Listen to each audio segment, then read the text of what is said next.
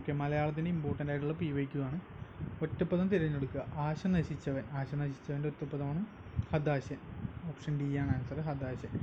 ഇനി വിപരീത പദം എഴുതുക. സൂക്ഷ്മം. സൂക്ഷ്മത്തിൻ്റെ വിപരീത പദമാണ് സ്ഥൂലം. സ്ഥൂലമാണ് ഓപ്ഷൻ എ. ശരിയായത് തിരഞ്ഞെടുക്കുക. ഏതാണ് ശരിയായ വാക്യം? ഇതിൽ ലതാഗ്രഹം എന്നാണ് എല്ലാത്തിലും. ശരിയായത് ലതാഗ്രഹം. ഓപ്ഷൻ എ ആണ് ശരിയായിട്ടുള്ള ലതാഗ്രഹം. ഓപ്ഷൻ എ ആണ് തിരഞ്ഞെടുക്കുക ശരിയായിട്ടുള്ളത്. ഇനി പകരം പദം തിരഞ്ഞെടുക്കുക. ക്ഷണനം. ക്ഷണനം എന്ന് പറഞ്ഞാൽ ക്ഷണിക്കലല്ല, വധമാണ്. ഓപ്ഷൻ ഡി വധമാണ് ക്ഷണനത്തിൻ്റെ പകരം പദം, അതായത് സമാനപദം. പദം പിരിച്ചെഴുതുക. വാഗ്വിലാസം. വാഗ്വിലാസത്തിൻ്റെ പിരിച്ചെഴുതുമ്പോൾ എന്തെന്ന് വരും? വാക്ക് പ്ലസ് വിലാസം വരും. ഓപ്ഷൻ സി വാക്ക് പ്ലസ് വിലാസം, വാഗ്വിലാസം. ചേർത്തെഴുതുക. ശരത്ത് പ്ലസ് ചന്ദ്രൻ. ശരത്ത് പ്ലസ് ചന്ദ്രൻ ശരത്ചന്ദ്രൻ, അതായത് ഓപ്ഷൻ ഡി ശരത്ചന്ദ്രൻ. ശരത് പ്ലസ് ചന്ദ്രൻ എന്താണ്? ശരത്ചന്ദ്രൻ. ഏറ്റവും ശരിയായ വാക്യം തിരഞ്ഞെടുക്കുക. ഏതാണ്?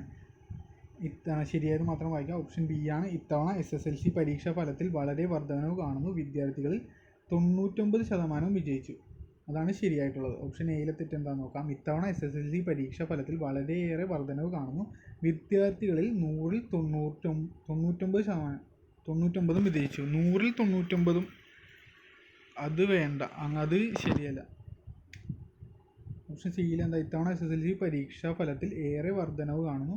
100-ൽ 99% പേരും വിജയിച്ചു. 100-ൽ എന്നുള്ളത് വേണ്ട. ഇത്തവണ SSLC പരീക്ഷാ ഫലത്തിൽ വർധനവ് കാണുന്നു 100-ൽ. ബാക്കി എല്ലാത്തിലും 100-ൽ 99 എന്ന് കൊടുത്തിട്ടുണ്ട്. അതുകൊണ്ട് അത് തെറ്റാണ്. ശരിക്കും 100-ൽ എന്ന് കൊടുക്കേണ്ട ആവശ്യമില്ല. ഇതിൽ 99% വിജയിച്ചു എന്ന് മതി. അടുത്ത ക്വസ്റ്റ്യൻ. മഞ്ഞിൻ്റെ പര്യായ പദങ്ങളിൽ പെടാത്തത് ഏതാണ്? പെടാത്തത് ജലധരമാണ്. ബാക്കി നിഹാരം, പ്രളയം, തുഷാരം ഒക്കെ മഞ്ഞിൻ്റെ പര്യായപദങ്ങളാണ്. അപ്പോൾ മഞ്ഞിൻ്റെ പര്യായപദങ്ങൾ ഏതൊക്കെയാണ്? നിഹാരം, പ്രാലേയം, തുഷാരം. ഇതൊക്കെ മഞ്ഞിൻ്റെ പര്യായപദങ്ങളാണ്.